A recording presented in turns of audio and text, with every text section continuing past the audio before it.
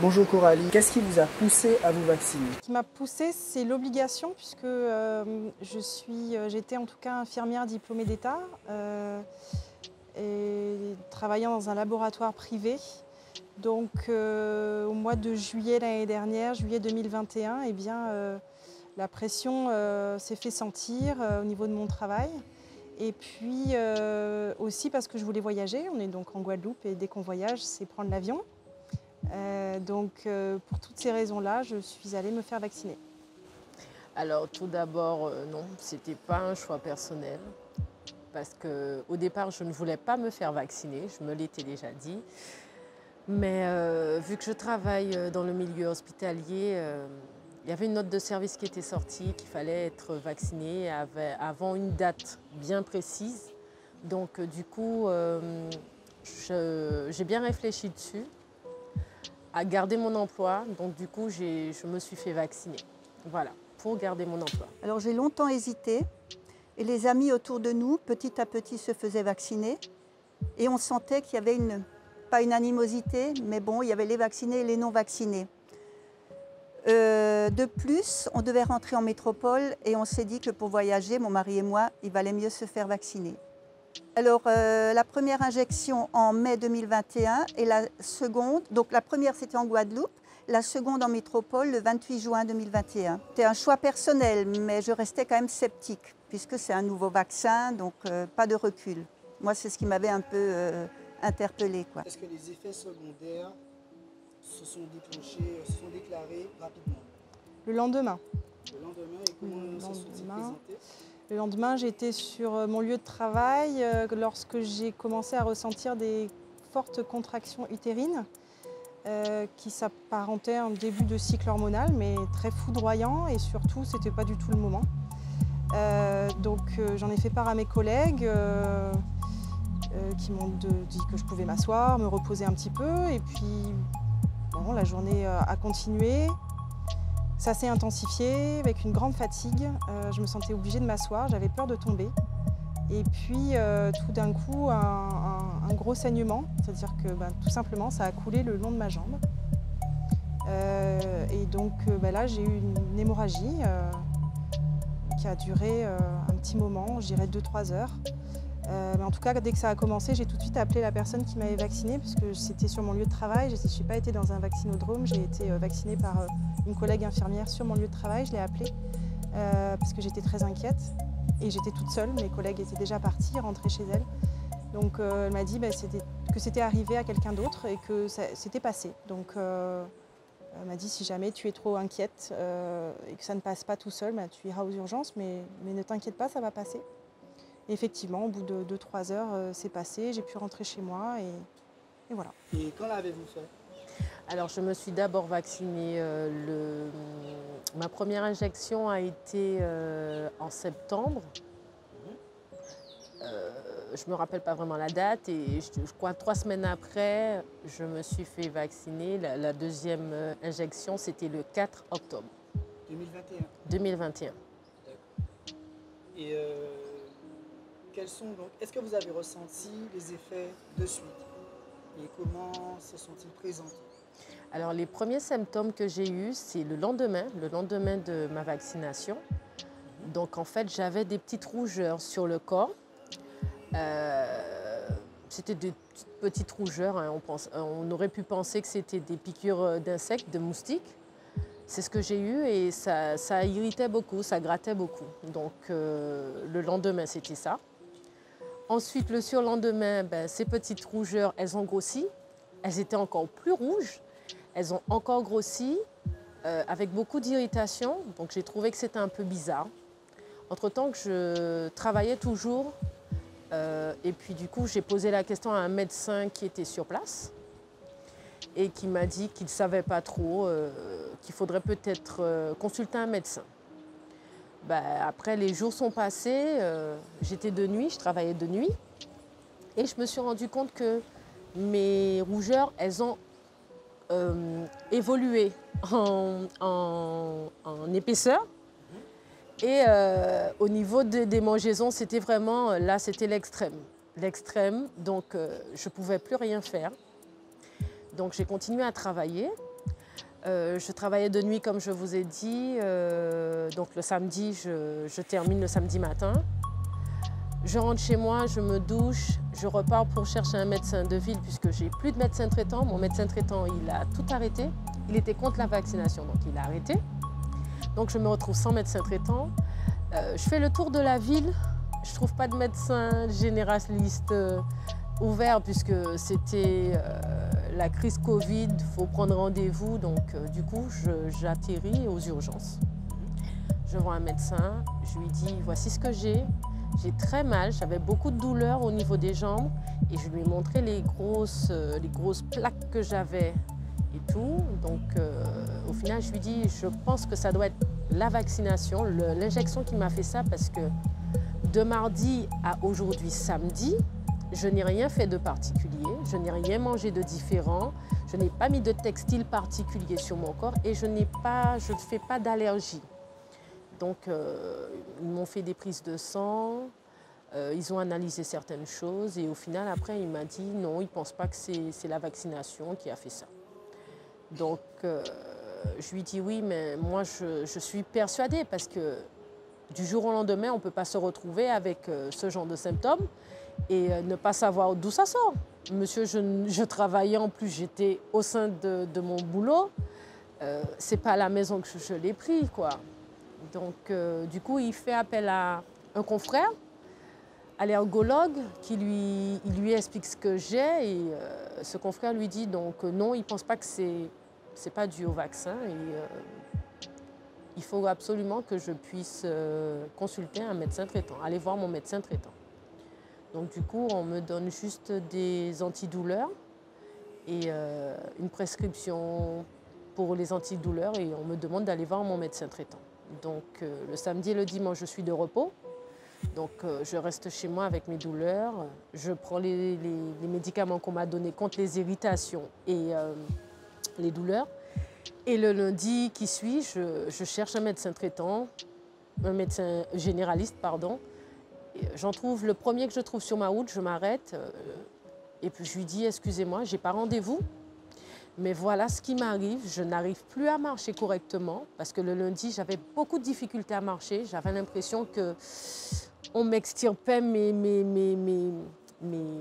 muscles, en fait, compte.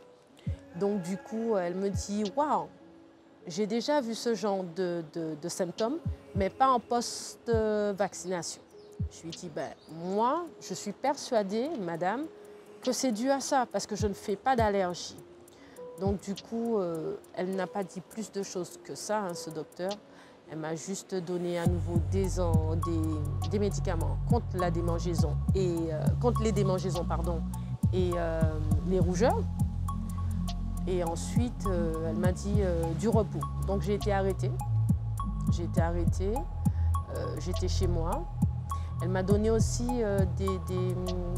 des analyses à faire à nouveau, dont une radio des poumons.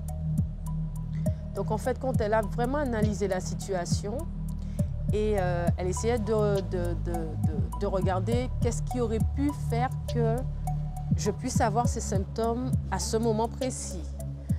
Donc du coup, elle m'a donné tous ces éléments à faire, hein, les analyses à faire et ensuite elle m'a dit on verra. Sur le coup, j'ai été faire les analyses tout de suite en laboratoire et ensuite je suis rentrée chez moi parce que j'étais cassée, j'avais mal. J'avais l'impression que j'étais perdue en fait compte parce qu'on ne trouvait pas ce que j'avais. Et surtout qu'on n'arrivait pas à me dire que c'était dû à mon injection. Donc du coup, je suis rentrée chez moi, je me suis reposée. Et au bout de 4 jours, hein, voilà, c'était le lundi, au bout du vendredi, en me levant de mon lit, j'ai fait que constater que j'avais les jambes enflées. Mes jambes étaient enflées, mes jambes, ma cuisse, mon pied, tout faisait un tout, c'était enflé. Donc du coup, la crise, je suis paniquée.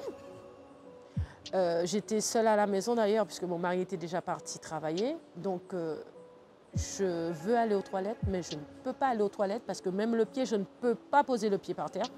Donc du coup, je suis obligée de m'arranger comme je pouvais, mettre les fesses à terre. Et en fait, quand j'ai rampé jusqu'aux toilettes pour aller uriner.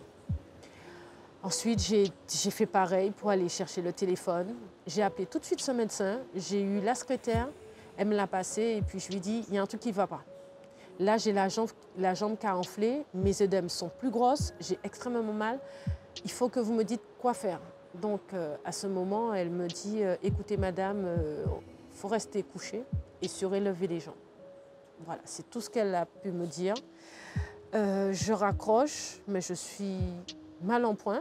Je pleure parce que je ne comprends pas et j'ai l'impression que ce docteur aussi ne comprenait pas ce qui se passait, quoi. Voilà. Alors, dans la nuit, j'ai eu des maux de tête, des nausées, de la température et des douleurs articulaires. Et bon, je ne me suis pas inquiétée puisqu'on m'avait prévenu à la deuxième injection. La première, tout s'est bien passé, hein. Et on m'avait prévenu qu'à la deuxième, je risquais d'avoir des effets secondaires.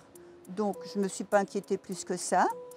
Et pendant les 10 jours qui ont suivi l'injection, j'étais très fatiguée, mais au point où je devais tout cesser, toute activité et aller me coucher. Et aussi très essoufflée, alors que je suis sportive et ça ne m'était jamais arrivé auparavant d'être aussi fatiguée et aussi essoufflée. Bon, ça ne m'a pas inquiétée, je me suis dit, bon, ça fait partie des effets secondaires. Ensuite, début juillet, j'ai commencé à avoir des palpitations cardiaques. Là, j'ai commencé à m'inquiéter parce que ces palpitations, c'était le cœur qui par moment battait très vite et bien plus fort, par moment, hein. Donc j'ai consulté, je suis allée voir mon médecin traitant et qui m'a dit texto, j'ai plein de cas comme vous suite à la vaccination. Et là, il venait d'avoir 2 patients qui étaient passés chez lui qui avaient une vue trouble suite à l'injection. Et il m'envoie direct aux urgences cardiaques. Que vous ont-ils dit aux urgences? Pardon? Que vous ont-ils dit aux urgences? Alors, je leur ai expliqué mon cas et ils m'ont fait un électrocardiogramme pendant 2 heures. Et j'avais à côté de moi l'écran et je voyais le moment où le cœur battait normalement et lorsque j'avais des palpitations, le schéma changeait. Au bout des 2 heures, le médecin arrive et me dit « Madame, vous n'avez rien, vous pouvez rentrer chez vous ». Alors je dis « Comment ça, je n'ai rien ?» J'ai très bien vu que mon cœur ne battait pas toujours normalement. Elle me répond « Ah, ça, ce sont peut-être des extrasystoles, si ça vous inquiète, consultez un cardiologue ». Bon, j'étais sceptique, mais bon, voilà, je rentre chez moi. Quelques jours plus tard, je retourne chez mon médecin traitant qui avait eu les résultats. Il ouvre l'enveloppe devant moi et il secoue la tête. Il me fait « Ils étaient censés vous faire une échographie du cœur. Pourquoi ne l'ont-ils pas fait ?» Moi, je n'étais pas au courant, mais bon. Donc, il avait le compte-rendu qui stipulait qu'il n'y avait rien, et hormis peut-être des extrasystoles. Et était joint au compte-rendu un feuillet qui représentait peut-être 1 minute des 2 heures que j'avais passé à faire un électrocardiogramme. Et comme par hasard, cette minute, le cœur battait normalement, donc rien à signaler. Ok, donc je voyais bien qu'il n'était pas très satisfait. Je suis retournée, j'ai pris la décision de retourner aux urgences pour réclamer mon dossier, parce que j'estimais qu'il n'était pas complet. Alors on me répond, mais madame, vous croyez qu'on vous donne un dossier comme ça, sur simple demande? Le médecin a eu les résultats. Alors je dis oui, mais les résultats pour moi ne sont pas complets. Ah non, non, on ne délivre pas de dossier. J'ai insisté et au bout d'un moment on me répond, madame, de toute façon on ne peut rien vous rendre, on a tout détruit. Et c'est longtemps plus tard qu'on m'a dit qu'ils sont censés garder un dossier de 30 ans. Ah bah oui, mais bon, sur le coup, moi je suis partie chez moi, je suis rentrée chez moi, sceptique et pas très contente. Donc, ces palpitations ont duré presque 2 mois. Ça m'empêchait de dormir parce que par moments, c'était très très fort. Et fin août, j'étais toujours en métropole. Un soir, il était 22 h, je m'en souviens très bien, j'étais seule dans mon appartement. J'ai commencé à avoir des douleurs thoraciques, mais des douleurs thoraciques très très fortes, mais qui m'empêchaient même de respirer correctement. Là, j'ai pris peur, je me suis dit, ma fille, tu fais un infarctus. Et j'avais des nausées aussi. Alors, je me souviens avoir lu quelque part que lors d'infarctus, il faut tousser. J'ai toussé pendant tout le temps de ma douleur, qui a duré quand même, pour moi, c'était long. Et au bout d'un moment, elle est partie. 2 jours pareil, 2 jours suivants pareil, même douleur. Là, j'ai même pensé à appeler les urgences cardio. Et je me suis dit, ben non, ils vont encore te dire que tu n'as rien. Donc, je ne les ai pas appelés. J'ai laissé passer la douleur, pareil, en toussant. Et début septembre, je rentre en métropole. En Guadeloupe, pardon. Et la semaine qui a suivi, j'ai encore eu ces douleurs, mais beaucoup moins. C'était vraiment supportable. J'ai pris un rendez-vous chez un cardiologue. Alors bon, ça met un certain temps hein, jusqu'à ce qu'on ait un rendez-vous quand même. Donc j'avais tous les symptômes qui avaient disparu, hein, heureusement. Donc elle m'a fait une échographie. Bon, elle n'a rien vu de spécial. Et elle m'a donné rendez-vous 2 semaines plus tard pour la pose d'un holter. Et elle a dû fermer son cabinet parce qu'elle n'était pas vaccinée. J'ai dû prendre un rendez-vous chez un autre cardiologue pour la pose du holter. Donc le holter, c'est un petit instrument qu'on pose sur vous, que vous gardez 24 heures et qui enregistre les battements de votre cœur. Et je retourne chez cet autre cardiologue qui me dit, ben, écoutez, il n'y a pas vraiment quelque chose à signaler, hormis le fait que votre cœur bat un peu trop vite. Je dis, ah bon? Je ne le savais pas, on ne m'a jamais dit que j'avais un cœur qui battait trop vite. Et elle me dit, oh, ça doit être génétique. Mais prenez quand même ce dossier et retournez chez votre premier cardiologue. Ce que je n'ai pas encore fait parce que bon, c'est usant. Hein. C'est usant de voir les médecins. Certains vous compatissent, d'autres ne compatissent pas, quoi. Donc voilà, j'en suis là. Est-ce que vous avez fait le lien assez rapidement entre les vaccinations et les effets que vous ressentiez? Sur le coup, dans ma tête, oui. Pour moi, j'ai fait le lien. Mais j'en ai pas forcément parlé de ce lien-là que je faisais. Il y a tellement de gens qui m'ont dit que j'étais stressée au moment d'aller me faire vacciner, que j'avais pas envie que les gens me disent mais tu étais trop stressée, c'est pour ça que tu as saigné. Enfin, j'ai rien dit. Non. Oui, tout de suite, le lendemain quand j'ai vu les petites taches, c'est vrai que là, je n'ai pas vraiment fait le rapprochement. Pour moi, je pensais que c'était des piqûres de moustiques. Mais quand j'en ai vu 1, 2, 3, 4 ans après sur tout le corps, là, j'ai compris qu'il y avait un truc qui n'allait pas et c'était forcément dû à l'injection du vaccin. Si, tout de suite. Ah oui. Ah oui, oui, puisque dans la nuit de la vaccination, j'ai eu des symptômes. Puis après, ça n'a pas arrêté, quoi. Ah oui, parce que ce sont des symptômes que j'ai jamais eu avant. Jamais. Et je suis sportive, je suis active. Moi, me coucher l'après-midi parce que je suis fatiguée, c'est pas moi, ça. En avez-vous fait part à vos proches? De mes symptômes ou de... Des symptômes, des effets? Oui, oui, bien sûr, parce que de toute manière, moi, quelques jours plus tard, donc c'est un cycle entier qui s'est déclenché.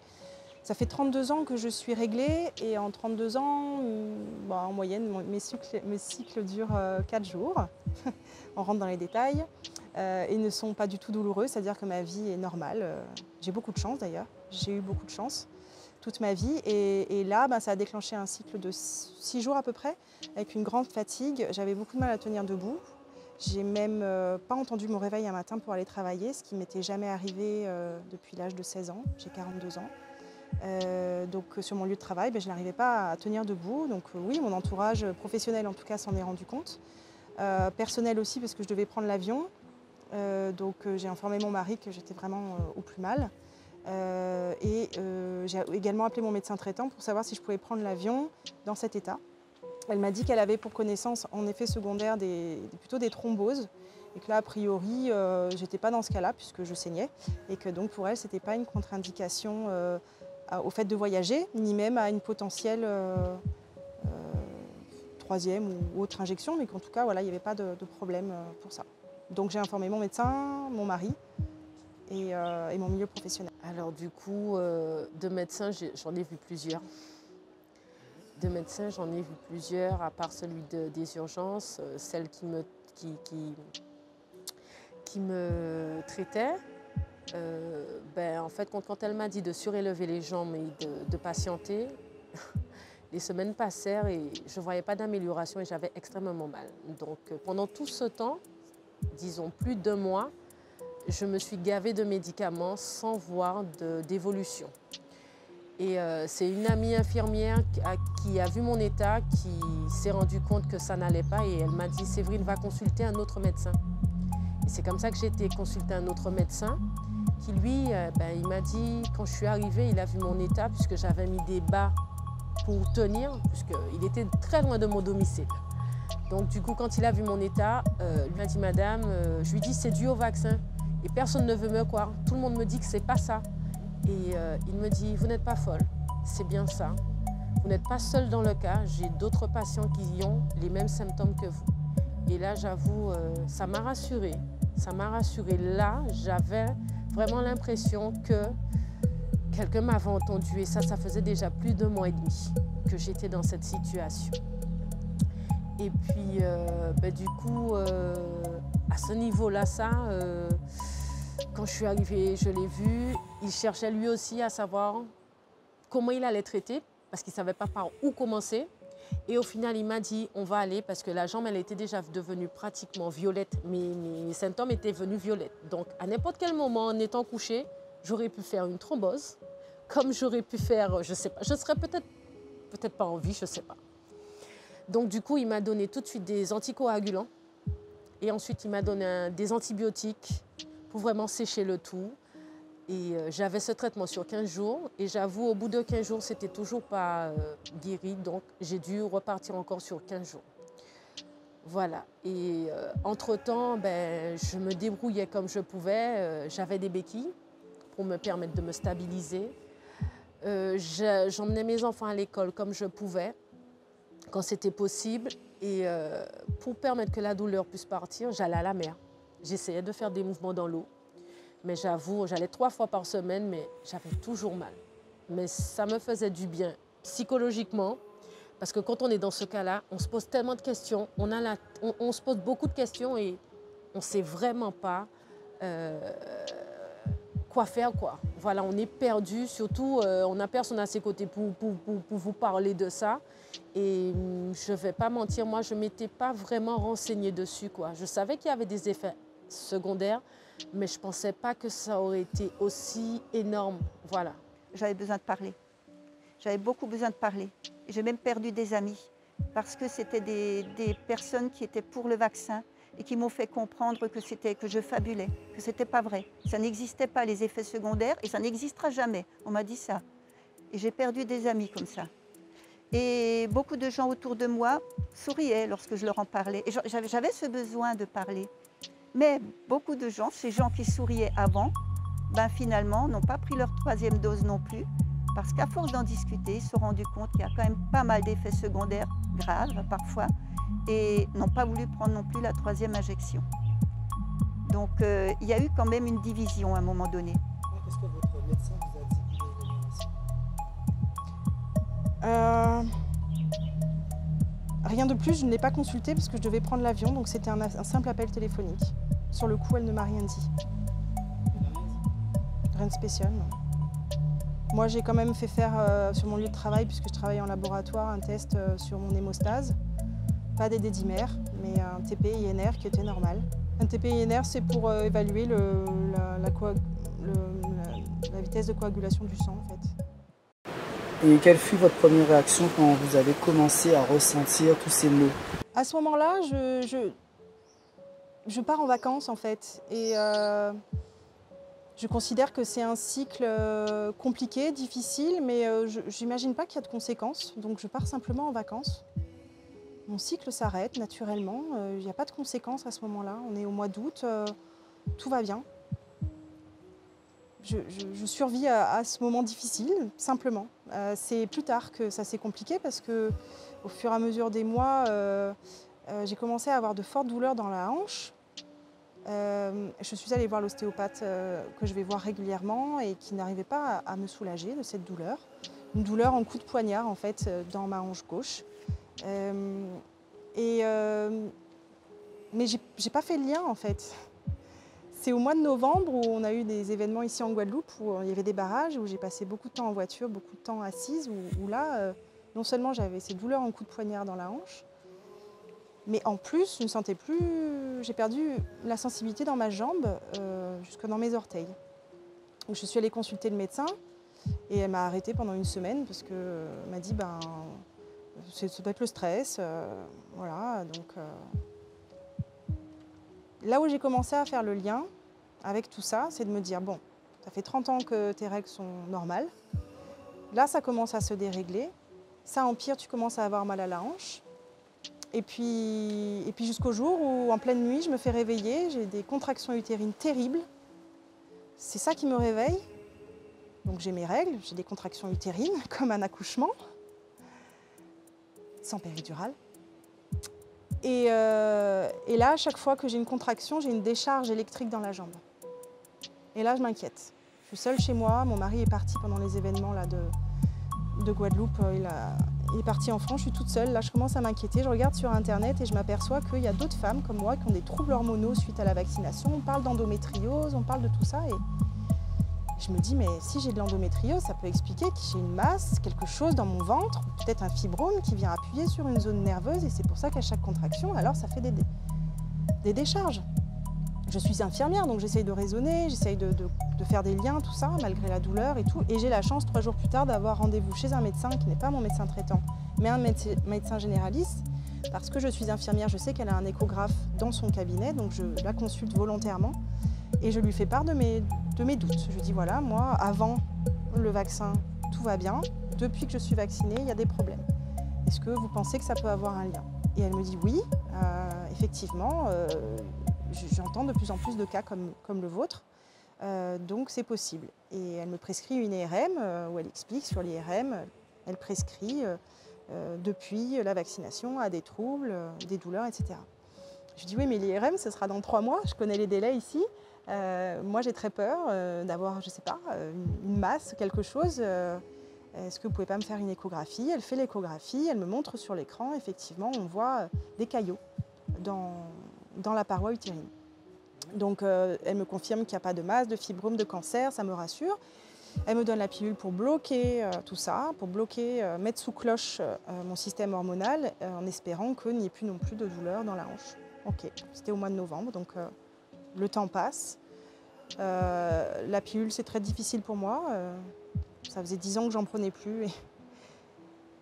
Et parce que je ne la supportais pas, donc ça a été très dur pendant bon voilà, le temps que le corps s'habitue pendant 1 mois, au bout d'1 mois, je n'ai plus de règles, très bien. Mais les douleurs dans la hanche continuaient.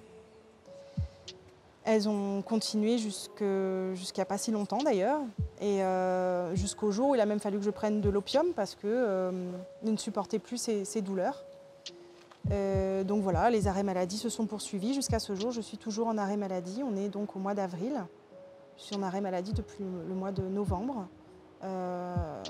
J'ai eu une IRM qui a confirmé effectivement une adénomiose, donc qui est une endométriose de la paroi utérine. J'ai une IRM avant la vaccination qui est neutre et une IRM depuis donc, qui montre ceci. Êtes-vous allé voir d'autres spécialistes à part votre médecin traitant? J'étais allée voir le cardiologue, oui. Voilà, que je suis censée retourner aller voir. Il faut que je prenne le rendez-vous, quoi. Et une autre idée qui m'est venue à l'esprit, c'est peut-être faire un courrier aux urgences cardio, un courrier en recommandé leur demandant mon dossier, en leur expliquant ce qui s'est passé. Et puis normalement, j'ai droit à réceptionner mon dossier, normalement. Donc à la suite de tout ça, le médecin, quand tout est parti, enfin je dis tout est parti, les œdèmes sont partis, la jambe a dégonflé, mais les douleurs sont toujours là. J'ai beaucoup de douleurs au niveau des membres inférieurs, des brûlures au niveau du pied, du bas du pied, beaucoup de fatigue énorme. Donc du coup, il m'a prescrit des séances de massage lymphatique. C'est ce que je fais. J'avoue que ça fait du bien, mais jusqu'à maintenant, c'est pas encore rétabli, je vais dire. J'ai perdu de ma motricité, j'ai perdu de ma vivacité, enfin mon dynamisme comme j'avais avant. Je ne suis pas obligée de faire beaucoup de pas, je suis essoufflée moi aussi. Et voilà. Voilà, la fatigue vous prend. Aujourd'hui, vous vous réveillez bien, vous faites l'activité du quotidien. Mais il y a des jours où on peut se réveiller où on ne peut rien faire. Il y a une fatigue extrême sur vous et vous ne pouvez rien faire. Voilà. Donc voilà, c'est un petit peu la synthèse de tout ce qui s'est passé jusqu'à aujourd'hui. C'est peut-être un peu... C'est pas évident de retracer tout ça. Mais ce qui est sûr, c'est que ma vie n'est plus comme avant. Je ne peux plus travailler. J'ai des périodes de quelques jours, quelques semaines d'accalmie. Et puis d'un coup, subitement, je peux être avec mon fils, en train de faire une activité. Et puis je ne peux plus tenir debout, je dois m'asseoir, j'ai des sueurs, j'ai des grosses douleurs qui se déclenchent. Et puis je peux rester plusieurs jours au lit. Et puis ça revient. Et puis voilà, ma vie n'est que adaptation par rapport à ce que mon corps exprime. Et mon médecin traitant, entre-temps, m'accompagne beaucoup, va dans mon sens. On peut dialoguer, on peut échanger. Elle m'a prescrit d'autres IRM à faire pour investiguer un petit peu plus dans la zone abdominale, voir s'il n'y a pas une extension de l'endométriose. Donc on est encore en train de fouiller, de chercher. Elle a l'air perdue souvent. Elle ne sait pas trop ce qui se passe, elle ne comprend pas trop. Elle se fie beaucoup à ce que je lui dis, à mon ressenti. J'ai la chance d'avoir quelqu'un qui m'écoute. J'ai la chance d'être infirmière et d'avoir des connaissances.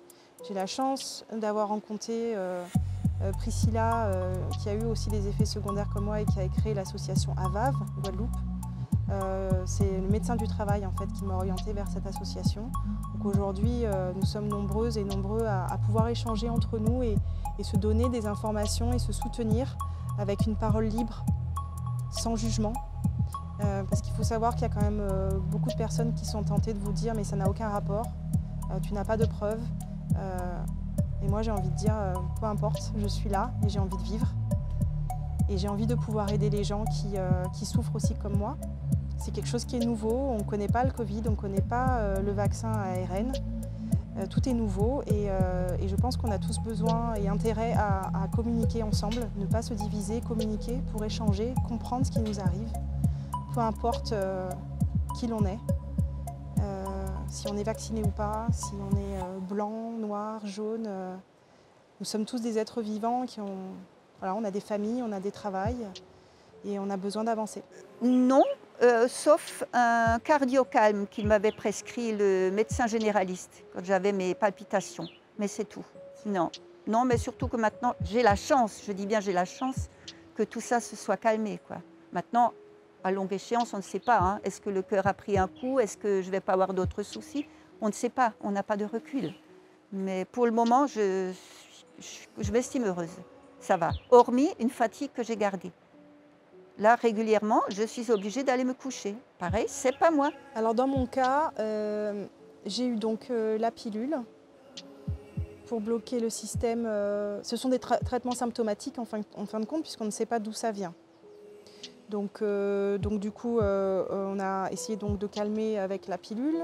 On m'a donné des antalgiques, on va dire de palier 1, donc Doliprane, anti-inflammatoire. On a donné du palier 2 avec la lamaline et puis des opiacés, je crois que c'est ça, palier 3 déjà.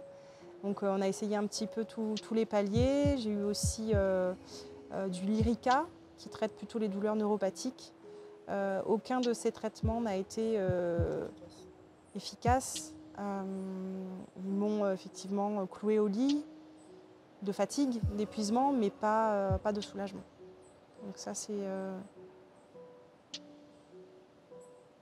Pour mon cas, non, il n'y a pas grand-chose. La kinésithérapie m'a un petit peu aidée. Moi, ce qui m'a surtout aidée, ce sont les plantes et des thérapies manuelles de type énergétique. c'est mon cas. Pour moi, jusqu'à présent, c'est ce qui m'a soulagée, qui m'a aidée. Comment voyez-vous votre avenir? Écoutez, si ça peut continuer ainsi, tant mieux. Par contre, je souffre depuis quelques années de fibromyalgie. À l'époque, on disait que c'était dans la tête. Maintenant, c'est reconnu. Et mon médecin traitant m'a dit « Oh là, vous vous êtes fait vacciner, j'ai un peu peur pour votre fibromyalgie, j'ai peur qu'elle s'aggrave. » Moi, je fais une poussée une fois par an. Hein, et là, je viens de faire ma première poussée depuis la dernière vaccination. Et effectivement, j'ai plus de douleurs. Se sont rajoutés des maux de tête et des envies d'uriner régulièrement. Et ça fait partie des symptômes de la fibromyalgie que je n'avais pas avant. Voilà, donc j'attends ma deuxième poussée pour voir si, voilà, si effectivement c'est pareil ou voilà. Je suis encore dans l'adaptation à ce qui se présente. Je n'ai pas de vision sur l'avenir. La seule chose que je sais, c'est que j'ai décidé de ne plus être infirmière diplômée d'État. C'est un choix. Je veux continuer et poursuivre le soin par des choses plus naturelles. Donc ça, c'est mon souhait aujourd'hui, de me former à des médecines plus naturelles. Je pense que la Guadeloupe a beaucoup à m'apprendre sur les plantes, la faune et la flore. Je pense que notre île regorge de richesses et je compte m'orienter vers ce genre de choses, mais je m'adapte. Il y a des jours où je peux faire des choses et puis quand je ne peux pas, eh bien, le temps s'arrête et j'attends que ça aille mieux. Alors mon avenir, écoutez, aujourd'hui, il est un peu indécis, hein, puisque plus le temps passe, plus on voit que la situation ne s'améliore pas, plus on se rend compte qu'il y a d'autres symptômes qui apparaissent. Parce que je ne vais pas vous cacher que mes symptômes, enfin mes œdèmes que j'avais sur les jambes, elles sont quand même venues 3 fois. Elles sont parties, elles ont séché, mais entre-temps, elles sont venues 3 fois. Je me souviens être allée voir un médecin, et la médecine du travail plutôt, où j'ai été pour qu'il puisse se rendre compte de la situation. Et j'avais déjà commencé le traitement du médecin qui a vu mon état, le dernier médecin. Et j'avoue que quand je soulève la jupe pour lui montrer mes taches, ce qui restait, je vois qu'il y avait d'autres œdèmes qui ressortaient. Donc ça, moi-même, je ne savais pas quoi lui dire. J'étais en pleurs parce que je ne comprenais pas. Je ne comprenais pas que ça revenait. Et en gros, je n'ai pas... Par rapport à ça, je travaillais, mais comme je n'ai pas pu reprendre mon boulot, je ne travaille plus. Pourtant,